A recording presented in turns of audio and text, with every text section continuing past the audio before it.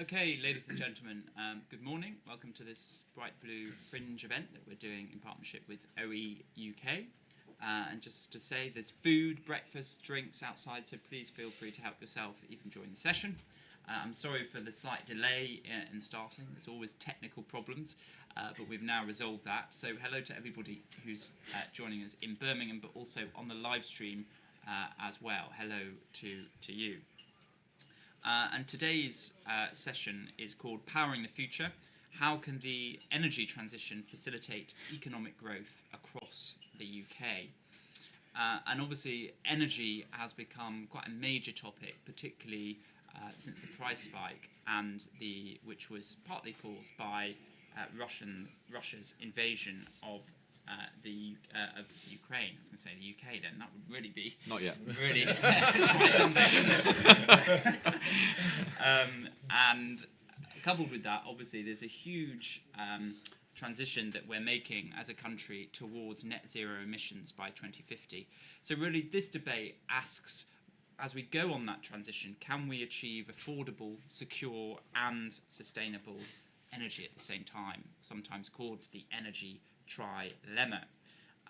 And also, people talk about energy security in terms of making sure that we can have more domestic energy and not so reliant on foreign sources, and how important that is, and what that should be in terms of the energy sources. We'll be exploring that.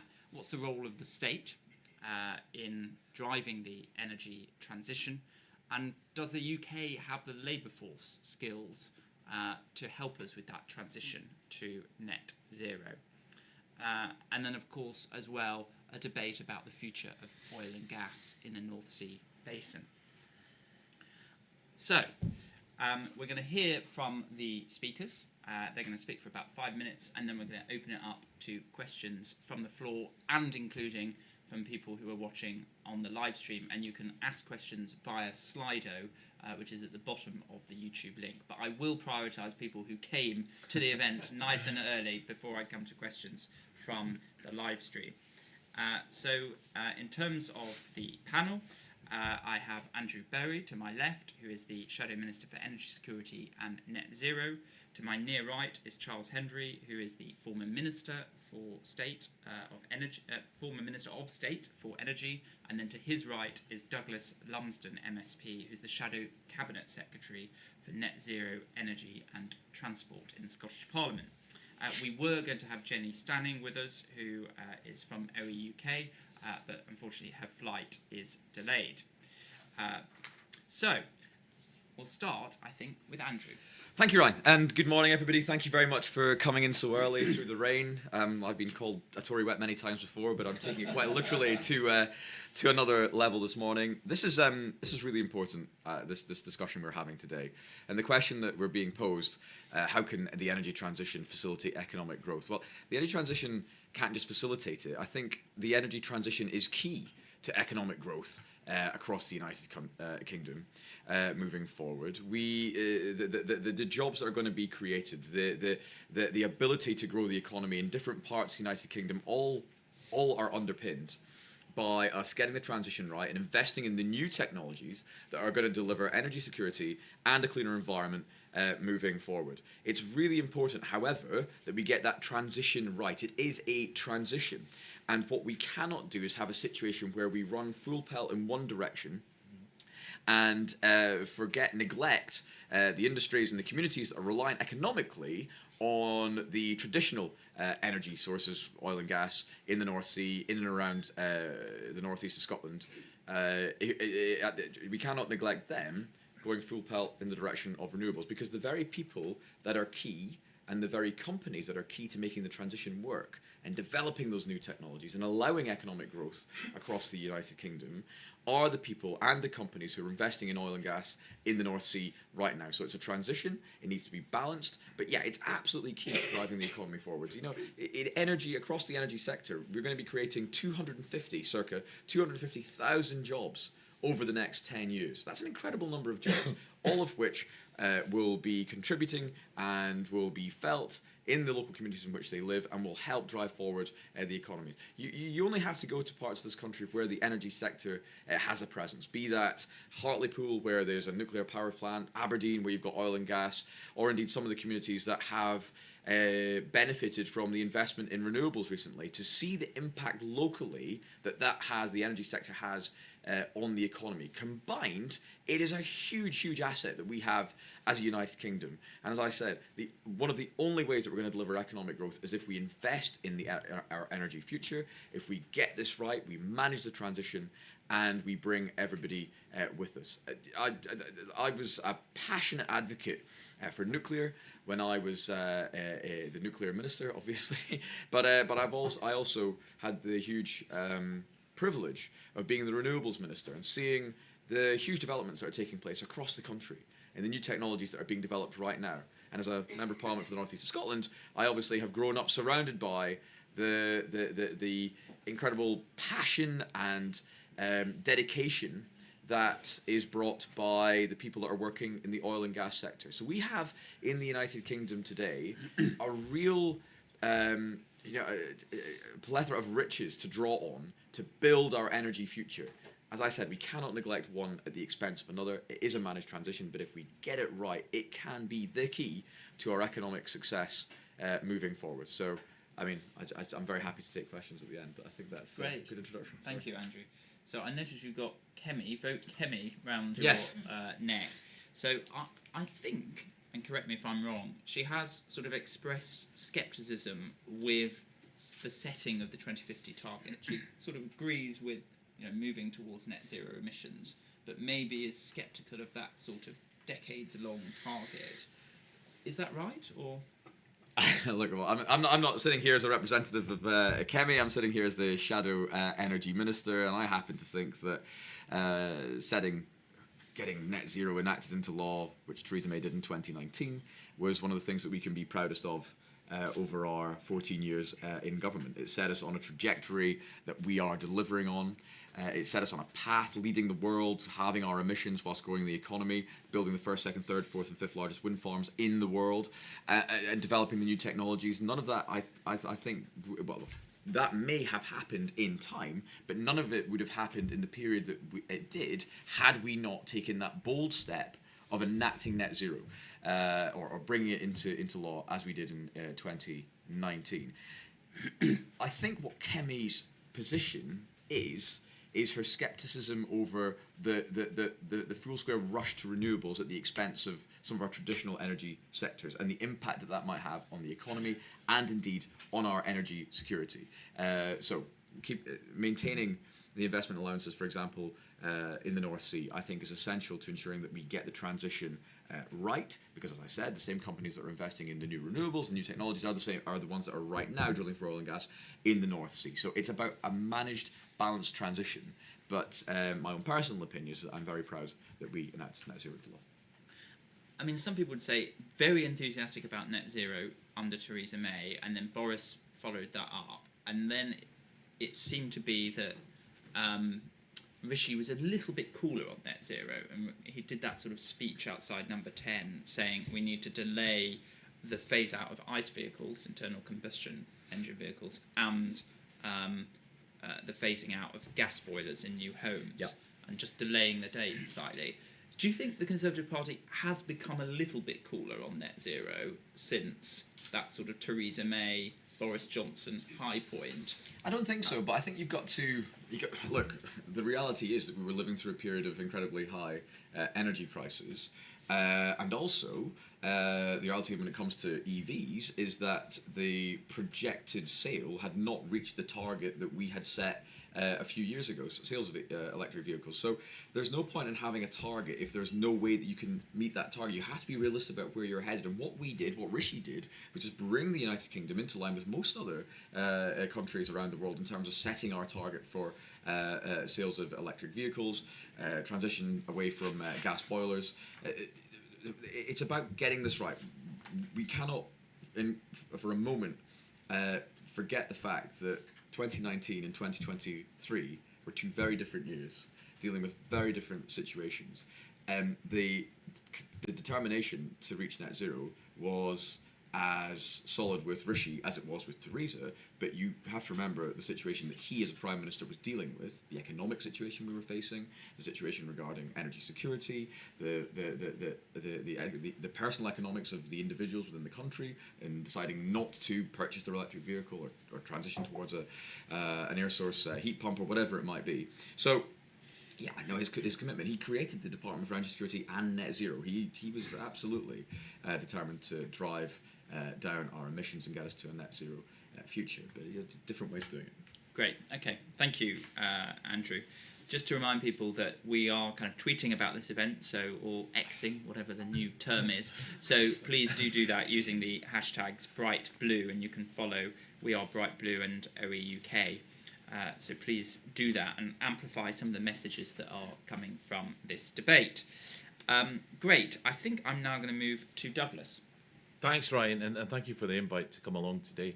You know, as a Northeast representative like Andrew, I know all too well how important energy is, not just for our energy security, but actually for the survival of the Northeast of Scotland. You know, 93,000 jobs are people are connected to the energy industry. You know, it's a huge amount. This is why it's so important that we get this transition right. And you know, it was good to hear from Andrew there about it has to be done in a managed way. There can be no cliff edge like what we're hearing from Ed Miliband, for example, and the SNP with their presumption against oil and gas. We can't just switch off the taps and expect those jobs and those people to just suddenly switch on to a new job. It can't be done like that. It has to be a managed transition. We keep saying that, and it's vital. It's not just companies like BP and Shell as well that are transitioning, and so actually so vital for the Northeast, but it's all the other supply chain as well that we need to make sure that they are sort of looked after and they can actually transition across to renewables. You know, and it's going to be easy for some. If we look at you know, moorings, for example, you know, that might be quite an easy transition for them to make. You know, they're doing that for offshore platforms. They can easily do that for floating offshore wind, for example. But others will be hard, and we'll have to sort of support them on that journey. Skills as well. You know, in the Northeast of Scotland, we have some of the best engineers anywhere. You know, they've done some amazing work in the oil and gas industry, and we need to get them to do that in the renewable industry going forward. But we need to support them on that journey. In the Scottish Parliament, you know, I sit on the Net Zero Energy and Transport Committee. You know, we've heard from, you know, the Climate Change Committee as well. You know, they've came and gave evidence, and you know, their sort of key message is that in terms of oil and gas, that we're on a sort of natural decline anyway. You know, there's no need to sort of actually move any faster in sort of switching off the oil and gas industry. You know, in terms of, you know, our demand for oil and gas, that is going to go down, but it has to be sort of managed as well, so that, you know, there's no real rush to actually move any quicker than we are. You know, the decline is there. It's, you know, it's just, you know, it's the North Sea basin that's you know, that it's a natural decline. So us to actually move any faster in sort of switching away from oil and gas just means more imports, which is not going to be good for our jobs, not good for the economy, not good for the environment either, because, you know, if we start shipping more oil and gas from the other side of the world, then it's not going to be good. In terms of renewables, you know, in terms of Scotland, you know, we've got a huge potential. You know, the ScotWind licenses that came through a couple of years ago was, you know, it could be you know, ground changing. You know, really, you know, we've got a huge potential there. But, you know, once again, it has to be done in a managed way. And I think as a Conservative Party, we've got the sort of the best policies. We've got the more realistic policies, and I think, you know, obviously the election that took place recently wasn't great for the country, but in terms of the North Sea, Northeast, you know, I think there was you know, Labour didn't make the breakthrough there, and I think it was because, in a big part, due to that energy strategy. Mm-hmm. Great, thank you, Douglas. And if you've just arrived, please, there are some seats here, so if you dare come forward, please do, so you're a bit more comfortable.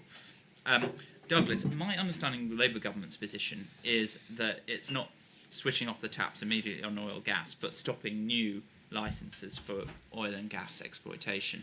And there were some in the Conservative Party saying, actually, there's no need to issue new licences. It's a mature basin, it won't add that much to our overall energy security. What's your response to that?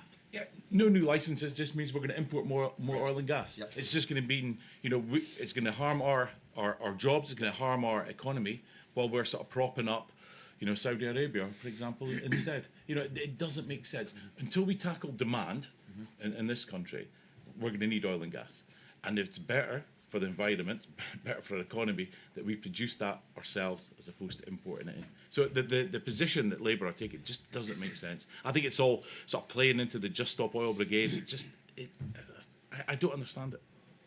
So you've got Tom around your Yeah. neck. So I wish I there he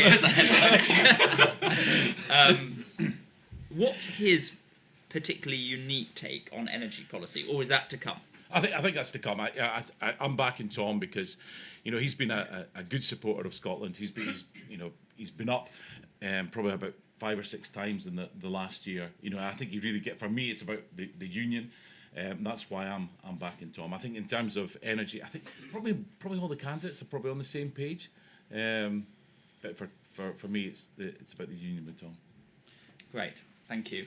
So I'm going to move to Charles now, and Charles was a minister under the coalition government, and so very experienced. And the UK has actually seen quite a fall in its emissions in recent decades, much more than other countries. And there was a real shift in the power sector to kind of decarbonisation that was particularly impressive.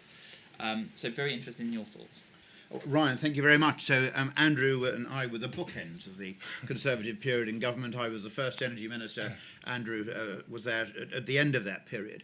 And we should be incredibly proud of a lot of what happened over the course of those 14 years. We have decarbonised faster than any other major country in the world.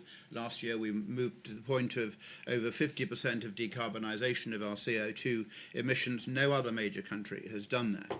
In the process of that, we have seen the growth of an establishment of an entirely new industry. 14 years ago, offshore wind was in its nascency. Nobody really believed it could achieve what it has done over that time. And we've been able to withstand massive and multiple external shocks. The previous dispute between Russia and Ukraine when gas wasn't coming through, the failure of the Lange-led pipeline from Norway, which stopped Norwegian gas coming through one winter, the Iranian threat to blockade the Straits of Hormuz where all the gas from Qatar comes into the European market, the problems in the Suez Canal with the Houthis threatening to attack the ships or indeed a ship sideways and blocking the Suez Canal for weeks. But through all of those external challenges directly to our gas security, we've actually managed to keep the lights on, and that although there have been huge pressures on prices, overall we should be standing up and saying that energy transition has been a fantastic Conservative success story, and we should never back away from that.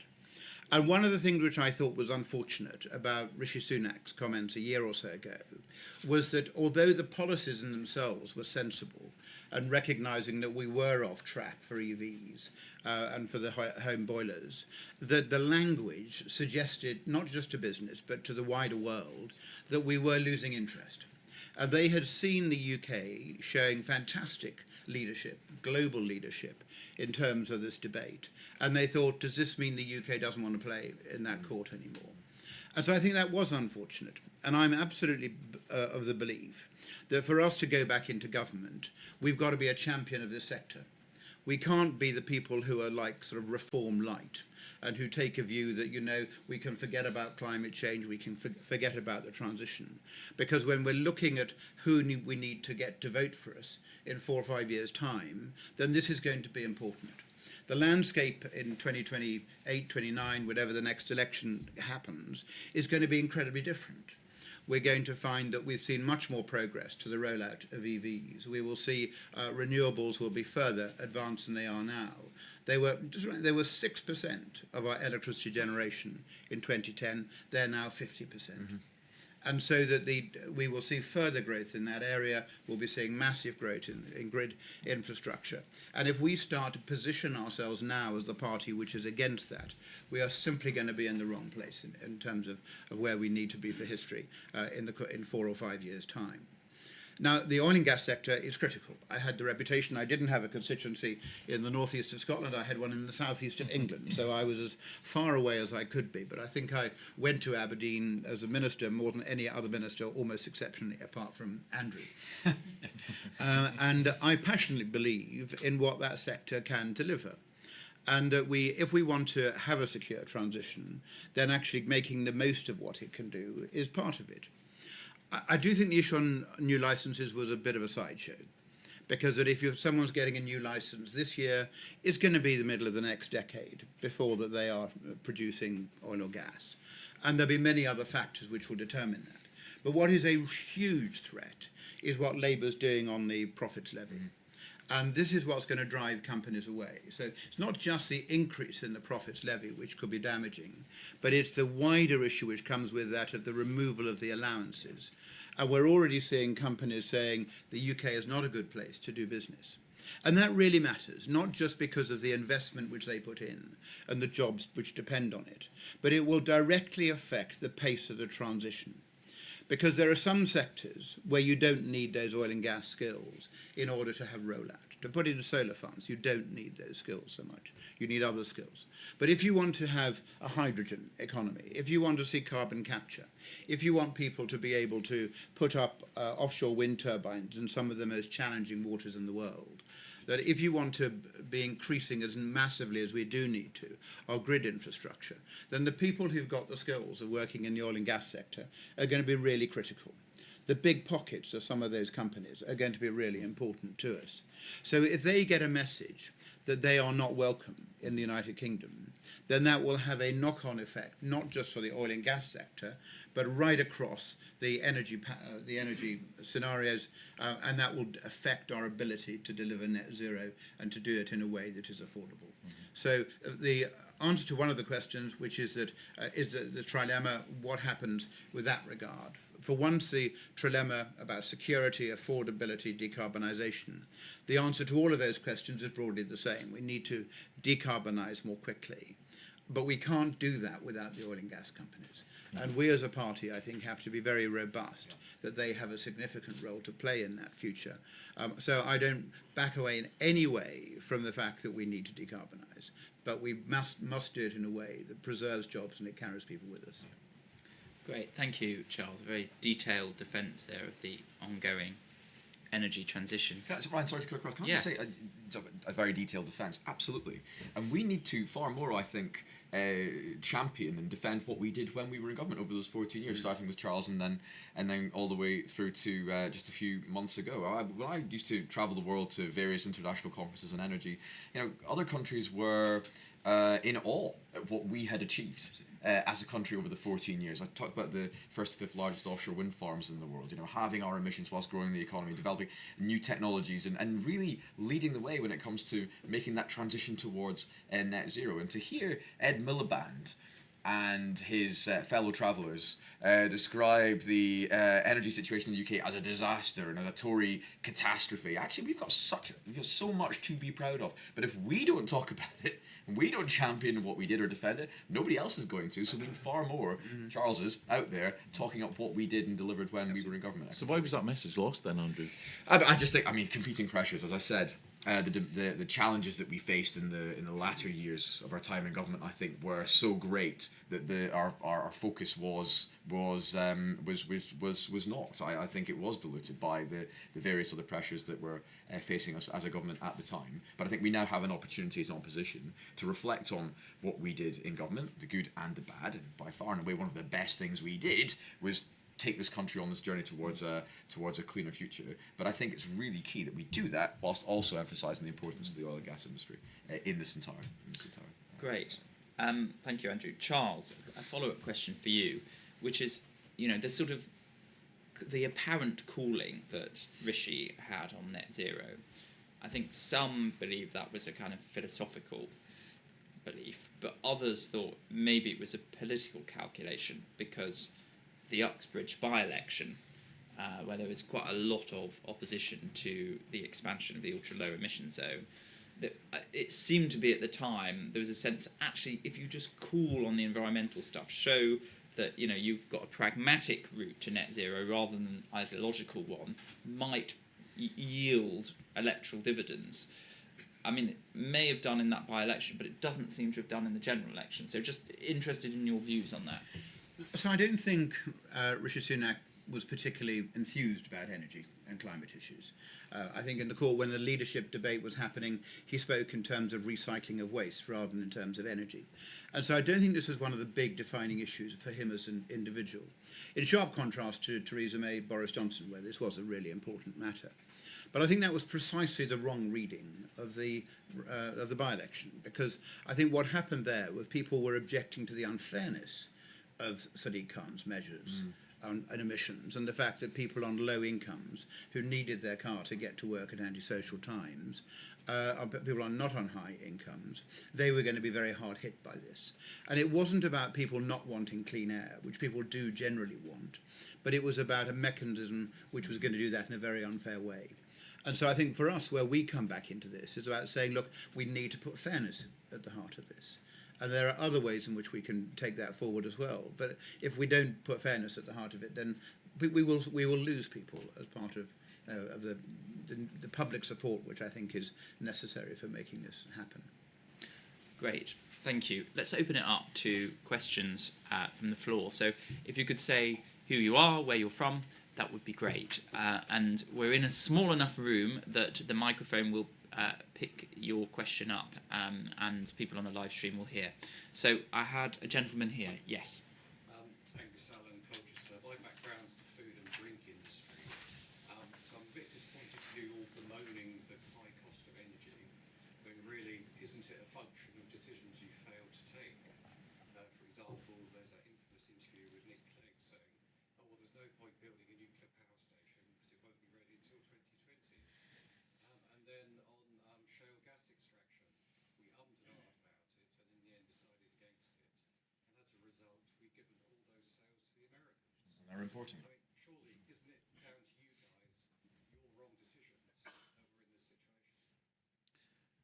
So Andrew, for you, this sort of I could have predicted that was very the pause on fracking. The pause on fracking, was that the right thing to do? And why haven't we built a nuclear power station in so long? Well, I sit here as the person who's put the first spade in the ground at Sizewell C. So I am my action as the first ever nuclear minister in this country's history, I think, speaks for itself. We took too long to get back to our passion or our investment in the nuclear sector. I completely agree with you, and I think Nick Clegg's words will come back to haunt him, and indeed haunt anybody that was around the table when he said that. The fact is that we cannot get to net zero without nuclear. We've got a very proud history when it comes to nuclear technology, and our reinvigoration, the revolution that the nuclear industry saw in the last 2 years was a direct result of decisions that we took in the Department for Energy Security and Net Zero, creating Great British Nuclear, beginning the small modular reactor down selection process, producing an alternative route to markets for AMRs, committing to Sizewell C, committing to a 3rd gigawatt scale reactor at Wilva, which has now apparently been cancelled by the Labour government, and committing to bringing Hinkley Point C online in due course, whenever that actually might be. But that's we did take too long to get back to that. I think nobody can deny that the ball was dropped by a lack of interest and a lack of investment in the nuclear sector over the preceding years up to that point. And when you compare ourselves to, for example, a country like France, which did not stop investing in its nuclear sector, has got in the round lower energy prices, greater energy security, less of a reliance on fossil fuels for its energy supply, I think we can see a country right there that we can look to when it comes to nuclear moving forward. And I am a little bit concerned. I know the panel on nuclear is actually at 10 o'clock and not this panel, but we can talk about it in greater detail there. But I am concerned at the lack of interest being shown in nuclear by the new government.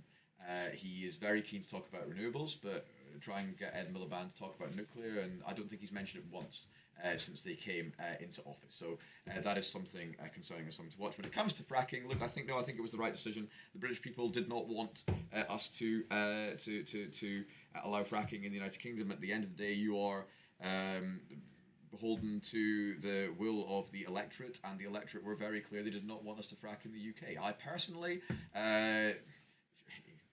where the circumstances allow and where there would be popular support for it locally, would not be against shale gas extraction. I think it's absurd that we are now importing at a ridiculous impact when it comes to our carbon footprint shale gas from around the world to keep the lights on in this country. That's just it's an absurdity. But I think we took the only decision that we could have done whilst we were in government. The British people did not want us to frack in the UK, and I'm afraid we are a democracy and we are responsible to the British people. So that was probably the only decision that we could take. Charles, I mean, when you were in government, I remember there was a huge enthusiasm that suddenly emerged around fracking. I think it was when you were minister, and obviously looking at what was going on in the US. And then the sort of enthusiasm went, probably because the public were sort of quite sceptical of it. Just wondering what your view of that period was. Yes, I mean, first of all, a slight correction for Andrew, that Ed Miliband made a big energy speech last week, and he did mention nuclear, but out of 3,400 words, he spent 33 on nuclear. He's referenced it, but we do need to see greater clarity for where they're going to be. And I think the future for the UK in nuclear is SMRs. I think after Sizewell, we won't see another large-scale nuclear plant built, and we can be game changers, I think, globally in SMRs. Yeah. On fracking, I was always sceptical. If you have 2,000 acres of North Dakota, you owe the mineral rights beneath your farm. It's a very easy permitting system that you can fund it readily. But if you have 2,000 acres around Blackpool, it is a very different situation. Where in those circumstances as well, you don't own those rights, the Crown does. Mm-hmm. And so that you will then get some benefit of it, but not the same benefit which people would have got in the United States. But I never found an issue where you would get your sandal-wearing, green-voting left-winger lying on the road alongside your tweed-wearing Conservative-voting granny and saying, we will not let these vehicles come through. Mm-hmm. It was by far the most unpopular energy policy in the communities which were going to be affected. So there was enthusiasm in some parts of government. I think the Treasurer is quite keen, but there was no enthusiasm in the areas where it was going to happen. Yeah. And it would have been dragged through the courts. Yeah. It would have been an incredibly painful process, and we would ultimately have been forced to back away from it because it wasn't possible. The US system is hugely different, and it is much more affordable because of the scale at which they're doing it. We would never been able to produce shale gas at those prices in the UK. We simply don't have the volumes. And so I think it was completely the right decision, and it is not the way forward for this country. Great. I'm going to open it up to more questions, so I'm going to take a round of three. So we'll start with this gentleman here.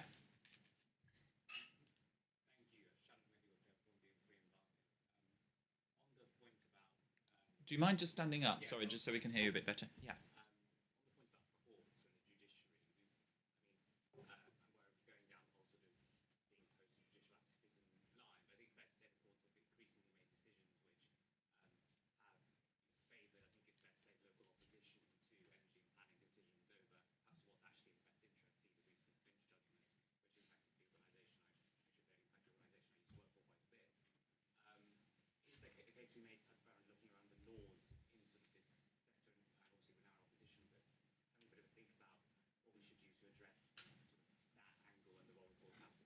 And just remind me of your name again, so I do.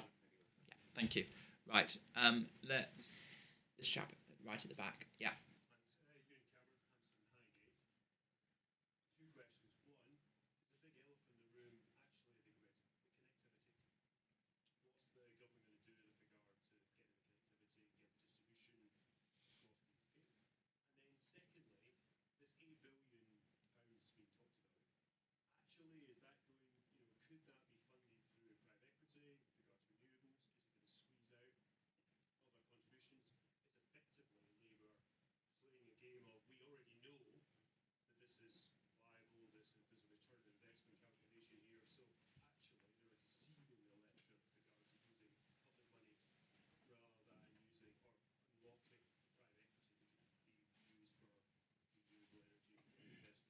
Great, thank you. And then this gentleman here.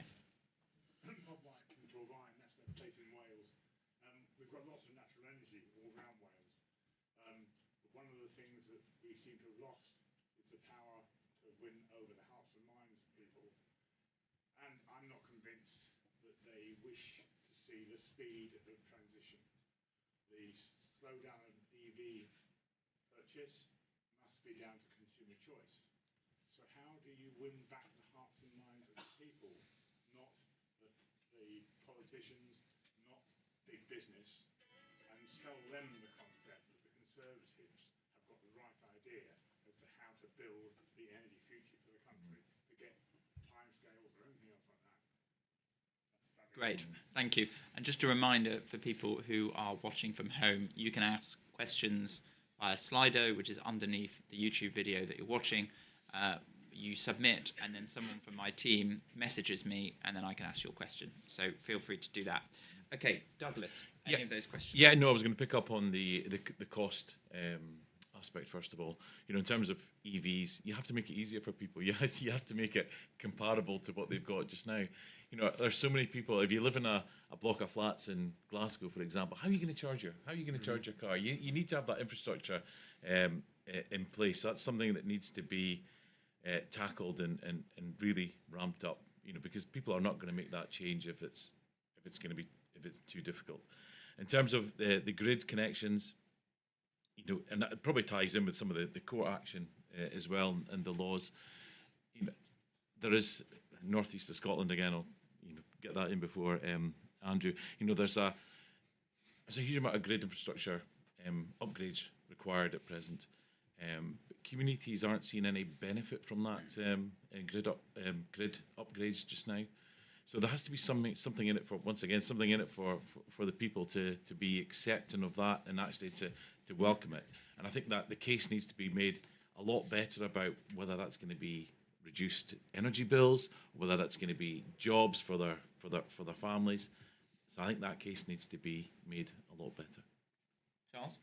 Yes, I'd agree with that. I think that grid is one of the huge challenges that if you look at the next 5-year period, which goes from next year through to 26 through to 31, the grid companies, which is National Grid, Scottish Power, SSE, will collectively be spending 70 billion on upgrades.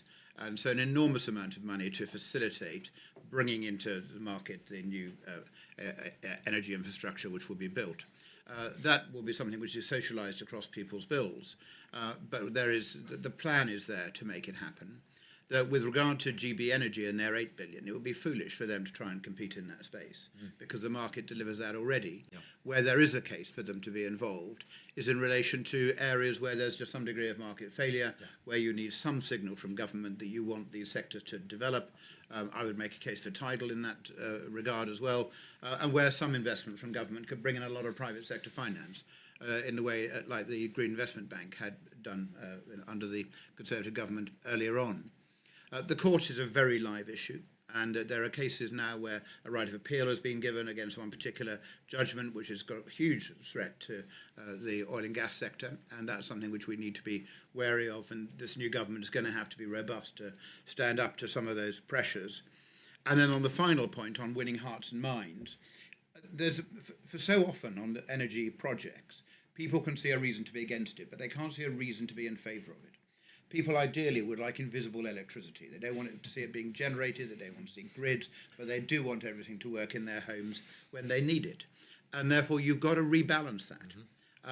It means more community ownership. If you go to Denmark, a small town has 2 or 3 wind turbines next to it, and there's a genuinely large amount of community ownership. And they have a sense of propriety, interest in those where they say, that is my wind farm and I make money when the wind blows. So there's much more support for it. And I think we can find a conservative way through some of these planning issues by giving people much more upside when they host something on behalf of the wider national interest. And that could be grid, it could be power plants, it could be a prison. But let's look at ways in which, or it could be new housing.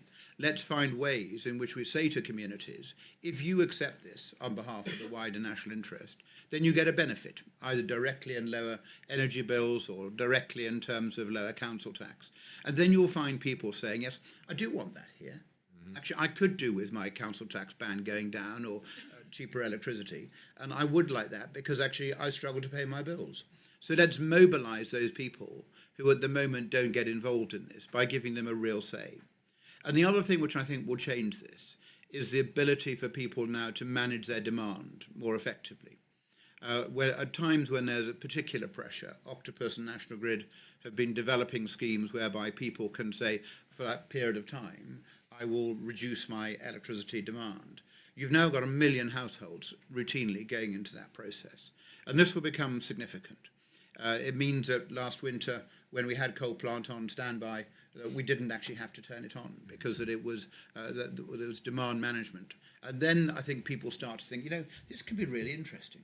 If I get more involved, maybe it's just me being geeky, if I get more involved in my energy use, and I look at how I can manage that better, then I get a dividend and a reward. And then you get people to buy into this. And they then see the EV as part of that. That's a battery store. They can then take power out of that at times of peak demand. And you can make this an area where people are going to find it quite exciting to get involved. Very interesting. And I think particularly appealing for conservative philosophy, that sense of ownership. And we know if people own stuff, it does change behaviour and change mindset. And how can we do that much further, I think, is a really good point. Andrew? Yeah, look, I mean, some really interesting, good points made, actually, by the questions there. The fact is that we do need to upgrade the grid. It's absolutely absurd that we've got a situation where companies, individuals, businesses are being given connection dates 7 years from the point that they're applying to actually connect. I mean, that's holding back those companies from investing. It's holding back overall economic growth within the United Kingdom, and it's putting off inward investment. I saw it when I was Exports Minister. I saw it again when I was Networks Minister within the government. That's why we brought forward the Great Grid Upgrade. That's why we're investing so much in upgrading the grid that we are. However, how we do that is very, very important. Community ownership, engagement with the community. What we have not done, and one of the things that I think we have to say, we have to hold our hands up and acknowledge, is have that conversation with the British people and with these communities that are going to see new infrastructure being built within that. We never did explain what net zero actually meant for the country. Huge support for net zero, but not so much support for new substations, pylons, or battery storage facilities in those communities. I represent a constituency that does very much, the communities in my constituency feel under siege. They're seeing wind farms being built on the hills a couple of miles down the road from where they are. They're seeing proposed pylon lines coming close to the school they send their kids at, and they're seeing proposals for new battery storage facilities just down the road. There is a real feeling of an industrialisation of what was, until very recently, a very rural, bucolic landscape. And so there needs to be that conversation, that understanding that people are very upset, are concerned about what they are seeing happen in the communities that they live, work, and are proud to be from. But we also need to acknowledge that we need to invest in the grid. So it's about getting the technologies right. It's about having that conversation with local communities, about community ownership and buy into the projects that we are developing, and ensuring that all of that lends itself to moving in the direction that we need to, which is developing the grid to a place that we need to get it to for the demands that are going to be placed on it over the next 5-10 years, which would be, by the way, a quadrupling of electricity demand in the UK by 2035, 2040.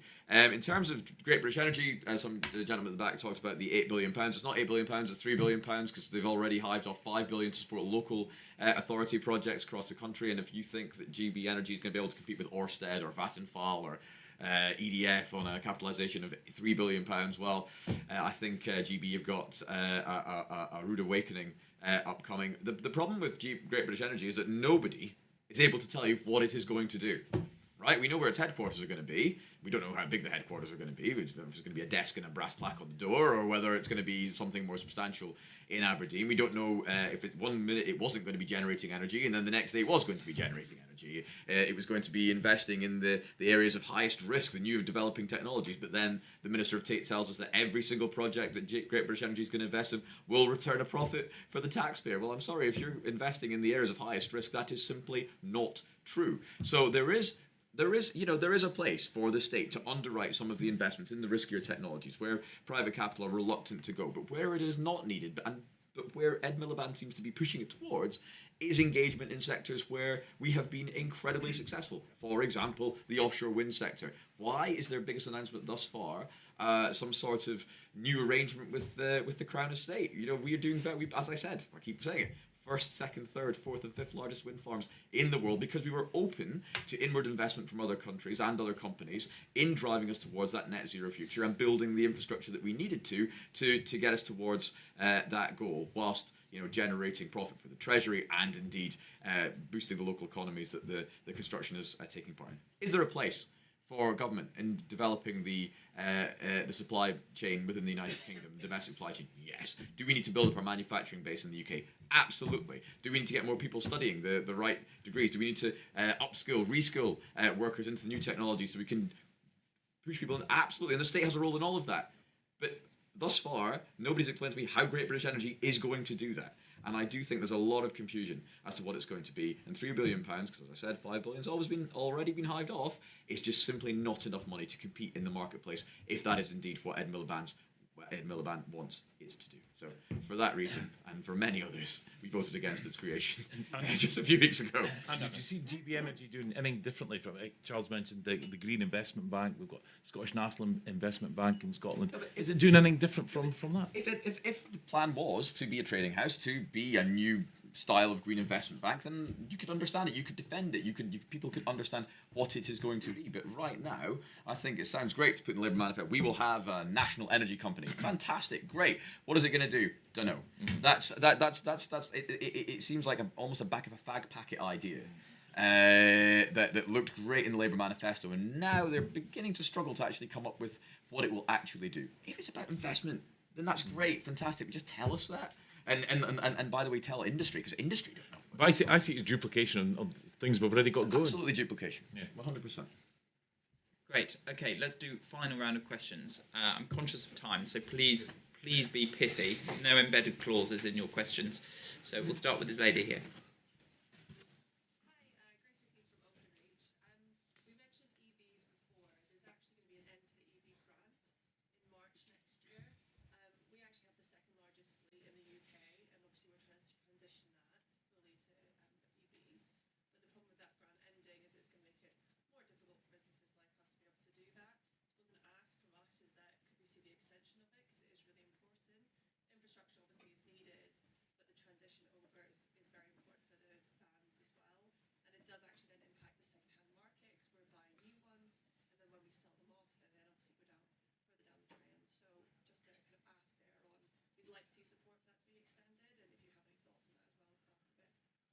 Great, thank you. So this is the plug-in car grant for people to buy EVs. Yeah, and Bright Blue in the past has talked about actually for people who buy from the second-hand car market eventually some kind of subsidy being available to them as well. This gentleman here.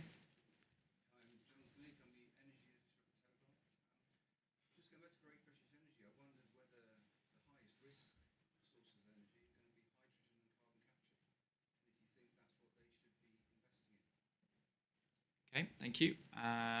Let's have this gentleman here. Excuse me. How do you justify using compulsion to force this whole energy transition through? You use terms like, what was it, we're going to socialize the investment. I think that's called taxing. Or we're going to manage demand. I think that's called rationing. You said, let's have a conversation. I think that's called telling people what to do. You're going to own this kind of car. I think going net zero would be a wonderful idea if we could do it in a demand-led way without turning into an authoritarian government that ruins our economy. Okay, thank you. Gentleman here. Richard Brooks. I'm a city councillor in Aberdeen in the northeast, and I'm also employed by an operator in the oil and gas sector. And the question really is, we've seen a change in the title. So we have Oil and Gas UK become Offshore Energy UK. We've seen NSTA. We've seen lots of oil and gas companies change their title. But many of us are grappling below the surface to transition from oil and gas. And so we're tapping into the universities. And the question is this: do the panel realise that we could have structural unemployment, which is that we'll have the wrong skill set for the jobs that are there, if the transition doesn't take 20 years? Because the average age of the oil and gas worker is 45, and they are not going to be retrained to work in new energies, all of them. It's just not going to happen. And so we're tapping into universities, and it's actually universities teaching us what to do. do the panel realise that we need to see this trend? The question is, how can the energy transition facilitate economic growth? Well, in a microcosm of Aberdeen, it needs to be a transition that takes a number of years, so that we don't have mass unemployment and a hit on the economic growth that we want to see. And having things like GB Energy, it's just a name. It's energy put brand into a title. It does nothing, and we don't understand what they do. But also, as an industry, we're struggling to understand the transition at grassroots. Great, thank you. Well, 45 is far younger than the average age of the Conservative voters, so I think actually the oil and gas is looking very young. Right, and then just a final question from the gentleman at the back. Yeah. If it could be pithy, that would be great.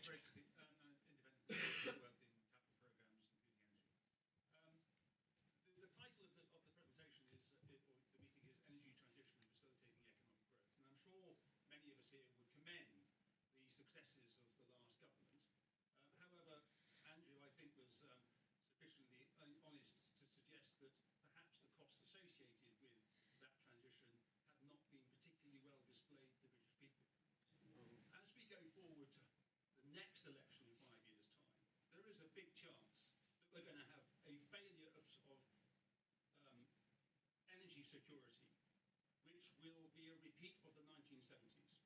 And I would suggest that both the current Labour government and the last Conservative government will cop no end of bad news from the British people. One last point. The Telegraph and other media reported last week that our industrial and our domestic prices are the highest in Europe, and our industrial prices are 4 to 5 times higher than the USA. What are we going to do to enable our industry to compete as we go into the 30s? And that is a significant question, which will also impact our domestic users as well. Great, thank you very much. So, sort of one observation and 4 questions there. So perhaps I could ask Douglas to give concluding remarks, focusing on maybe 1 or 2. Yeah, I mean, there was quite a lot there actually to try and pick up. What to pick up on the point about the existing oil and gas workers that Rick made, and I think it's tying back to the point that Andrew made right at the start. The oil and gas companies are there. We need them for this transition.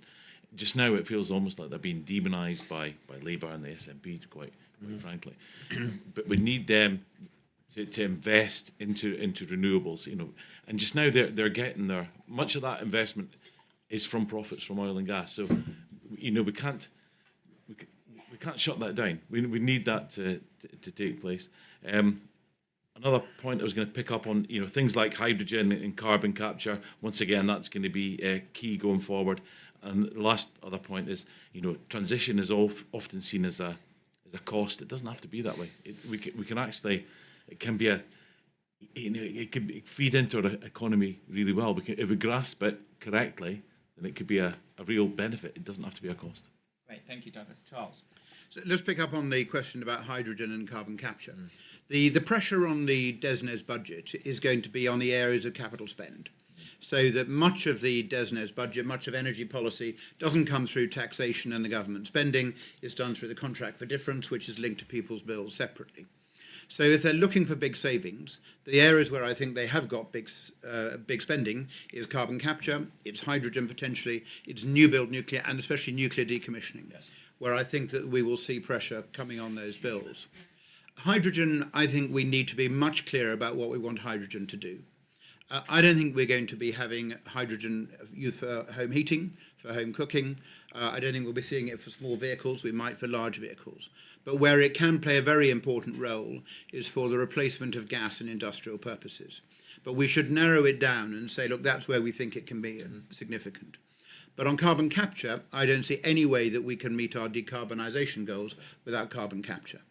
And we should look at that as an area where the UK can be a global leader. The offshore wind sector, we have been global leaders, and it's difficult to see where the other sectors might be where we can do that. And I think it's next generation nuclear, SMRs, I think it's carbon capture, and I think it could be tidal.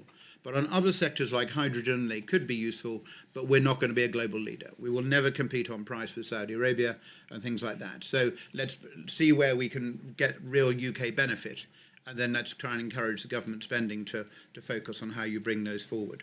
The other one which I want to pick up on is the authoritarianism, which Lee mentioned here at the front. I think this is you've got to engage with people in a way that they want to be part of this journey. So I lecture in the business school at Edinburgh on their climate change master's course. Inevitably, I'm engaging with young people who want us to go faster, who often don't realise how much progress we've already made. And I think that there is a really important case for government here to see how you bring people with you, and that comes down to benefits. It's about understanding where there are going to be costs, where they're going to be offset, and how this is going to lead to a cleaner, better world. The point which was made at the back about that, the cost of this on bills, the mechanism that we chose and which we introduced 14 years ago, the contract for difference, goes up and down. It reflects the wholesale price. So in times of high gas prices and the wholesale price goes up, then actually those wind farms were paying money back to the exchequer. They were helping out during that time of crisis. They were not a burden on people's bills. So that actually we found a mechanism that enables that to be balanced out over time. And that has been a huge driver for investment. And again, it's an example where UK thinking has led the world and other countries have been looking to follow us. Andrew, final thoughts, particularly if you could reflect on the EV question and maybe the final prices question. Yeah, so just to say, as is so often the case, I agree 100% with what Charles was just saying in every respect. On the EV point, I suppose one of the luxuries of opposition is that we can say yes, absolutely, the grant should continue, and I think I would take that up with the government if I was you, Grace. But no, if we are serious about encouraging companies to decarbonise and to move towards electric fleets, of course we need to do what we can to incentivise that. And don't know whether the plug-in grant is the best way of doing that. There might be better ways of incentivising. We should certainly look at what we can do to ensure that large companies like OpenReach have the support from the state to move towards a decarbonised future. Look, we're sitting here at Conservative Party conferences. I've been coming to Conservative Party conference for over 10 years. I know you can't believe it. This is the first time I've been here when we've been in opposition. We just suffered our worst election defeat ever. The fact is, however, that net zero remains a resolutely popular policy. 72% of people in this country support the idea of decarbonising and moving towards a net zero future. So we need to, in the way that we did through until 2019 and up until 2023, reclaim the debate. We've got, as we've been saying, we've got so much of which we can be proud, so much we should be championing and defending over our time in government. And so much that we wanted to do, should we have been lucky if we had been lucky enough to have won the last election. So when I look at that in those numbers, 72%, 24%, 72% support net zero, 24% of the country voted for us in the last election. It's quite clear to me that if we're going to win back the trust of the British people, we need to have a coherent policy and reclaim the debate when it comes to net zero and a managed transition, and bring those voters back to the Conservative 10. If we become a party that pushes that agenda to one side and somehow disowns the net zero debate, then frankly, the British people, who are resolutely, overwhelmingly in favour of it, will quite rightly ignore us for some time to come. Great, thank you. And just, we didn't have Jenny on the panel from Offshore Energy UK, but I think Mimi, you wanted to say a few words, and please do use that lectern as a microphone there. Hi everyone, just as we wrap up, so I work for the event sponsor, Offshore Energy UK. Just want to extend a big thank you to everyone for coming this morning. I am aware that conference is not cohesive to a good night's sleep, so I'm very grateful for you all getting up bright and early for this. And I also wanted to thank our speakers who've given some really thoughtful points for us all to listen to, and that's come from a wealth of experience that you all share. So I think this discussion has made a really great case for how the energy transition can spur economic growth. And we at OEUK know that by choosing a homegrown energy transition, we can unleash our potential and power our future. A successful energy transition could deliver 200 billion of private investment over the next decade, facilitating economic growth and innovation across the energy mix, and help the UK meet around half of its energy needs by 2030. So there is huge potential and a lot for us to be optimistic about. And we can secure over 200,000 high-value jobs in the UK whilst growing the skilled and diverse workforce of the future in a way that leaves no individual community or sector behind. But it's critical for us to get the conditions right. Industry and government need to work together as we embark on this journey. So I encourage you to all take the key messages of this discussion with you.